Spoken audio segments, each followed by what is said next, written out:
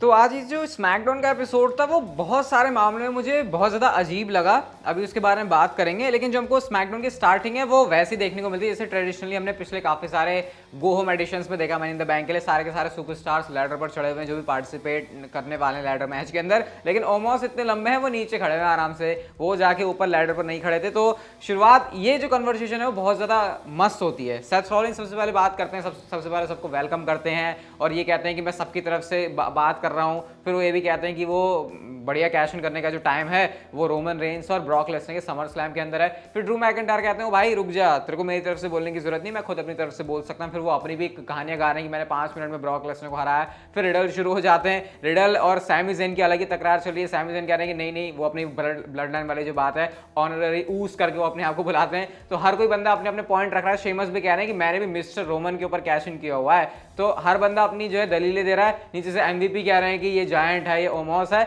ऐसा कहते कहते आउट ऑफ नोवेयर मिस का थीम सॉन्ग प्ले हो जाता है। अब मिस का थीम सॉन्ग यहाँ पर क्यों प्ले हो रहा था? मिस का थीम सॉन्ग प्ले होता है और वो कहते हैं कि मैंने कैश इन किया हुआ है, ड्रू मैकिंटायर तेरे ऊपर मैंने कैश इन किया था, तो याद होगा, तो मेरा यहाँ पर स्पॉट बनता है। एक एक करके सारे के सारे आते हैं, जैसे कि मैडकैप मॉस यहाँ पर आ जाते हैं, कॉर्बिन आ जाते हैं, इज़ीकल आ जाते हैं। हर कोई बंदा जो है कह रहा है कि मैं ऐसे, मैं वैसे, मैं वैसे। एडम पियर्स पीछे से आते हैं जब बहुत ही ज्यादा हो हल्ला हो गया कि अरे रुको तुम, हम यहाँ पर एक ट्रेडिशनल बैटल रॉयल करवा देते हैं। अब इस बैटल रॉयल को करवा के अच्छा डिसीजन लिया कि ओपनिंग अच्छी हो रही है, लेकिन इस बैटल रॉयल का मतलब कुछ नहीं था। मतलब या तो ऐसे होता ना कि जो बंदे अभी तक पार्टिसिपेट जिन्होंने नहीं किया है उनकी एंट्री करवाने के लिए बैटल रॉयल हो, वो भी नहीं था। लेकिन हाँ, मैं इसमें कंप्लेन नहीं करूंगा क्योंकि ये जो बैटल रॉयल थी वो काफी ज्यादा एंटरटेनिंग थी। सेथ रॉलिंस का वो तो मुझे बहुत ही कमाल लगा जब वो ओमोस के सामने आते हैं और वो ऐसे ऐसे करके निकल लेते हैं वहां से पीछे, और निकल तो वो गए लेकिन रिडल ने उसके बाद उनके ऊपर आर क्यों लगा दिया। तो वो जो सीक्वेंस थे काफी कूल थे। फिर हमने लास्ट में वो डबल एलिमिनेशन भी देखी ड्रू मैकिंटायर और शेमस की, वो भी काफ़ी अच्छी थी। और कॉर्बिन को जो है काफ़ी ज़्यादा यहाँ पर बू भी मिल रही थी। तो ओवरऑल ये काफ़ी अच्छा पैकेज दिया डब्ल्यूडब्ल्यूई ने स्टार्ट में बैटल रॉयल दिखा के। इस बैटल रॉयल को कुछ मतलब नहीं निकलता, बैक से जाके फिर भी वो लड़ रहे हैं चारों के चारों बंदे, मैडकैप मॉस और कॉर्बिन और मिज और इज़ीकल की हमारा स्पॉट है, हमारा स्पॉट है। तो एडम पियर्स कहते हैं कि ठीक है, फेटल 4 में मैच हो जाएगा, जो जीतेगा उसको स्पॉट मिल जाएगा। तो डब्ल्यूडब्ल्यूई ने वाला जो मैच है उसको शेड्यूल कर दिया था आज के स्मैकडाउन के एपिसोड के लिए। वाइकिंग रेडर्स की काम को डिस्ट्रक्शन देखने को मिलता है। वो अपना वो जो ढाल है, जो शील्ड है, उसे लेके आता है और उससे वो न्यू डे को पटक रहे हैं। इसमें अभी मेरा इंटरेस्ट नहीं है। वाइकिंग रेडर्स को ना जाने डब्ल्यूडब्ल्यूई ने 101 बार तो पैकेज रीपैकेज करके लाए होंगे, हमेशा डोमिनेंट वे में बुक करते हैं सिर्फ 3 या 4 हफ्तों के लिए, उसके बाद उनकी कहानी जो है वो वैसी हो जाती है। तो इसमें मैं ज़्यादा इस वाली स्टोरी लाइन को बाय नहीं करने वाला क्योंकि मुझे पता है इसके एंड में जो चीज़ें हैं वो अच्छी नहीं होने वाली। अगला हमको चीज़ देखने को मिलती है Asuka, Liv Morgan, Alexa Bliss versus Lacey Evans, Shotzi Blackheart and Raquel Gonzalez, जो कि मनी इन द बैंक के अंदर पार्टिसिपेंट होने वाले हैं। और बेकी लिंच को मतलब नहीं है ज़्यादा, वो बैठी हुई हैं कमेंट्री टेबल के ऊपर। जो फेस टीम है यानी कि आस्का, लिव मॉर्गन और एलेक्सा ब्लिस की यहाँ पर विक्ट्री हो जाती है, लेकिन मैच के बाद मैन हैंडल स्लैम लगा के आस्का को बेकी लिंच वहाँ से सरक ली। तो ये जो है डब्ल्यूडब्ल्यूई ने आज दिखाया कुछ इस तरीके से। अब बाकी सीधा लैडर मैच के अंदर, वैसे प्रेडिक्शन वीडियो भी मनी इन द बैंक इसके बाद ही आने वाली, तो उसके लिए भी ऐसे चैनल पर चिपके रहना। ऊसोस एंड स्ट्रीट प्रॉफिट्स का आस्क देम एनीथिंग, क्या चल रहा है भाई? ये मुझे तो लग रहा है कि ऊसोस एंड स्ट्रीट प्रॉफिट्स के मैच हो गए, अब इनको राजा रानी का खेल, वो बच्चों का घर घर सब कुछ ही डब्ल्यूडब्ल्यूई खिलवा देगी कि चलो कुछ तो करके इनसे जूस निकालो, क्योंकि मैच तो हो गए। जिमी ऊसो का हो गया, एंजल डॉकिंस से भी, मॉन्टेस फॉर्ड से भी, फिर हर एक बंदे का हर किसी से मैच हो गया, कुछ तो करना ही पड़ेगा ना। तो ये जो है घर घर भी खिलवाने को तैयार हो जाएंगे। मुझे तो ये लगता है, मन करता है मारूं इनको जाके यार, सही में इतना गुस्सा आता है वाली बुकिंग को देख के। तो मुझे कौन करता है भाई इतनी बार? और इस मैच के लिए किसका इंटरेस्ट है मुझे जरा बताना कमेंट सेक्शन में, क्या किसको देखना है ऊसो स्ट्रीट प्रॉफिट्स?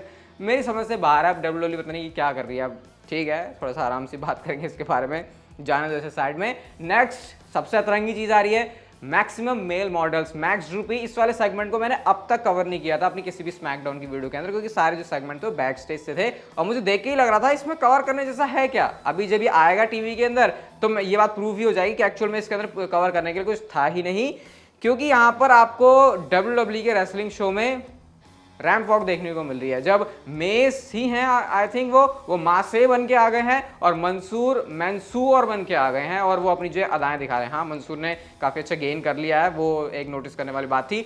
लेकिन भाई ये डब्ल्यूडब्ल्यूई के शो में तुम क्या कर रहे हो? ये रैंप वॉक देखने के लिए आया कोई यहाँ पे? तो मेरे को तो लग ही रहा था इसके अंदर ये चीज़ होने वाली, तभी मैंने इसका कोई भी सेगमेंट कवर किया नहीं था। और देखो ये डब्ल्यूडब्ल्यूई इस कचरे के साथ आई है, और वो भी कहाँ पर, जो गो होम एडिशन है मनी इन द बैंक के लिए। किसको ये अच्छा लग रहा है, किसको ये पसंद आ रहा है, कौन कह रहा है कि भाई वाह क्या चीज़ दिखा दिया WWE ने, ये तो हमने कभी फैशन शो के अंदर देखा ही नहीं था, हमें WWE के शो की तो ज़रूरत थी कि हमको कोई एक ऐसे रैंप वॉक देखने को मिले मैक्सिमम मेल मॉडल्स की तरफ से। और ये नेक्स्ट वीक के लिए भी WWE कुछ एडवर्टाइज कर रही है, पता नहीं भाई इनकी मत्ती बुद्धि कहाँ भ्रष्ट हो रही है। ये ऐसा डेफिनेटली इस बात को तो मैं कह सकता हूँ कि ये सर मेरा ओपिनियन नहीं है या हर किसी का ओपिनियन होगा, जिसको पसंद आ रहा है ना ये तो समझ लो उसने फैशन टीवी बहुत ज़्यादा देखा है, ठीक है, फिर उसको ही पसंद आ सकता है क्योंकि पता नहीं उसमें क्या है देखने लायक, मेरी तो समझ के बाहर है। खैर मेन इवेंट की बात करते हैं। फेटल 4 में मैच था Mace versus Madcap Moss versus Corbin versus Ezekiel के बीच में, जो भी जीतेगा उसको जो है स्पॉट मिल जाएगा। अब इस मैच का सेंस बन रहा था, अच्छी बात स्मैकडाउन के एपिसोड से थी, एक तो ओपनर जहां पर चलो बिना किसी सेंस का वो मैच था बैटल रहा, लेकिन उसको देखने में तो मजा आया, रेसलिंग तो वहां पर अच्छी थी, काफी अच्छे स्पॉट्स थे उसमें, जाके उसको देखना। मैं उसको अभी इतना ज्यादा डिटेल में नहीं बताया क्योंकि अगर आप उसे देखोगे तो आपको समझ में आएगा। और वैसे ही मेन इवेंट के अंदर यहाँ पर भी काफी ज्यादा वो चल रहा है कि कौन जीत सकता है, क्या होगा क्या नहीं होगा। मैडकैप मॉस को भी काफी लोग रूट कर रहे थे, इसके अलावा हमने ये भी देखा कि इज़ीकियल के पीछे भी काफी लोग भाग रहे थे कि हाँ इनको जीतना चाहिए, लेकिन जो विक्ट्री मिलती है इस मैच के अंदर वो मैडकैप मॉस को थी। जब एंड में एंड ऑफ डेज तो लगा दिया, लेकिन उसको जो है लूट के आई थिंक इज़ीकियल के ऊपर लगाया था, इज़ीकियल के ऊपर उन्होंने लगाया एंड ऑफ डेज, और उनको बाहर फेंक के मैडकैप मॉस ने कॉर्बिन को खुद से पिन कर लिया और अपने जो स्पॉट है उसको सिक्योर कर लिया। और बम एस कॉर्बिन जो है लास्ट में आई थिंक पैट मैकअफे फिर भी चिल्ला रहे होते हैं। और हाँ, समर स्लैम के लिए जब उनसे चैलेंज के लिए पूछा जाता पैट मैकअफे ने कहा तो उसका कोई जवाब नहीं होता है कॉर्बिन के पास में। तो ओवरऑल ये बड़ा अजीब सा स्मैकडाउन का एपिसोड था भाई। अभी जॉन सीना के बारे में बात करेंगे कि ये गोहोम एडिशन के हिसाब से कुछ लगा ही नहीं मुझे ऐसे कि कुछ हो रहा है। मतलब ठीक है, अगर ये शो पर दो चीज़ें ना होती, फेटल 4 वे और ये ओपनर, तो भैया फिर ये स्मैकडाउन देख लो या कहीं पे दीवार में जाके अपना सिर मार लो, वो एक ही चीज़ होती। बट इसने जो है काफ़ी हद तक लाज बचा ली है और अब सीधा मनी इन द बैंक होने वाला है कल, और उसकी प्रेडिक्शन भी आ जाएगी थोड़ी देर में। जॉन सीना के बारे में आपको एक बात बताता हूँ मैं, और ये बात ऐसी है जो सुन के आप लोग बिल्कुल भी खुश नहीं होने वाले हो। हम सबकी एक्साइटमेंट तब से बढ़ी हुई थी जब से हमको पता था कि भैया 21 जून के एपिसोड में आए थे, हाँ 27 जून के एपिसोड में जॉन सीना आने वाले हैं रॉ पर, और उसके बाद जो उनकी स्टोरी लाइन शुरू हो जाएगी। मनी इन द बैंक से पहले आ रहे हैं तो समर स्लैम तो छोड़ो, उम्मीद है हम लोगों ने मनी इन द बैंक की भी लगाई हुई थी कि हाँ क्या पता किसी तरीके से वो रोल में आ जाए, लैडर मैच में आ जाए। चलो लैडर मैच का तो स्पॉट खाली हो गया, या फिर थ्योरी के साथ लैशली का जो मैच है क्या पता उसमें इन्वॉल्व हो जाए। लेकिन अपडेट कुछ नहीं आई है, सिर्फ एक सोर्स की तरफ से नहीं, काफ़ी सारे सोर्सेज की तरफ से, कि WWE ने समर स्लैम में जॉन सीना और थ्योरी का जो मैच है होने वाला था शायद उसको डिले कर दिया है। और डिले कब तक के लिए किया है पता है? रेसलमेनिया 39 के लिए। मतलब कि ये मैच इतना बड़ा है WWE की नज़र में कि ये मैच समर स्लैम में नहीं करवा रहे हम, ये करवा रहे हैं रेसलमेनिया 39 के अंदर।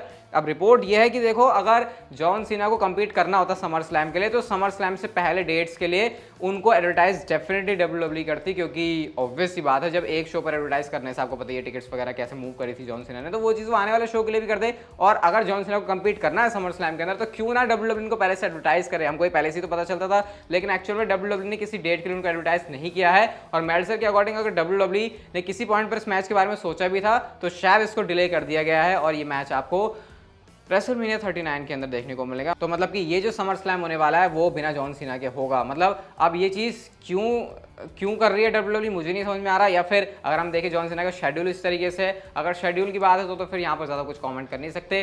लेकिन जब एक्सपेक्टेशन पूरी है थ्योरी और जॉन सीना के मैच की, अब वो भी हमको देखने नहीं मिल रहा, तो ये काफ़ी ज़्यादा डिसअपॉइंटिंग है। आई थिंक अभी इसके बारे में और भी कुछ हमको चीज़ें पता चलेंगी तो वो पता चलेंगी तो आपके साथ शेयर कर दूंगा। बट मेरी तो पूरी होप्स थी समर स्लैम में जॉन सीना को देखने के लिए, बट अब वो कहीं से भी सही होती हुई दिखाई नहीं दे रही है। मतलब थ्योरी और सीना का मैच, ये मैच तो देखने मिल जाता कम से कम समर स्लैम के लिए। अब ये कोई ऐसा मैच तो है नहीं कि हम बिल्कुल ही पगलाए जा रहे हैं कि यार जॉन सीना और सेथ रॉलिन्स का मैच हो रहा है, जॉन सीना एज का मैच हो रहा है, जॉन सीना कोडी का हो रहा है, जॉन सीना रोमन का हो रहा है, जॉन सीना ब्रॉक का हो रहा है। अब थ्योरी और जॉन सीना भी देखने को नहीं मिल रहा, तो सोच लो भाई 2022 में रेसलिंग फैन होना कितना ज़्यादा मुश्किल है अगर इसे कंपेयर किया जाए पिछले कुछ सालों से। खैर ज़्यादा रोना धोना यहाँ पर नहीं करेंगे, रोना धोना आप लोग मेरे साथ कमेंट सेक्शन में भी कर सकते हो। लेकिन नेक्स्ट वीडियो आएगी मनी इन द बैंक की प्रेडिक्शन, उसके लिए आप लोग वेट करना। बाकी ये वीडियो अच्छी लगी तो like share subscribe notification bell को ऑन कर दो and see you guys in my next video.